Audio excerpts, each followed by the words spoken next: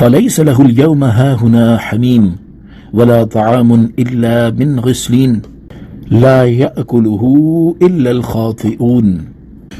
تو آج یہاں اس کا کوئی دوست نہیں اور نہ دوزخیوں کے پیپ کے سوا کچھ کھانے کو ہے، اسے خطا کار لوگ ہی کھائیں گے۔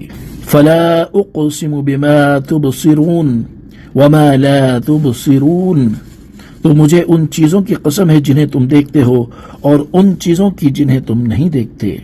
انہ لقول رسول کریم وما هو بقول شاعر قلیلا ما تؤمنون ولا بقول کاہن قلیلا ما تذکرون تنزیل من رب العالمین۔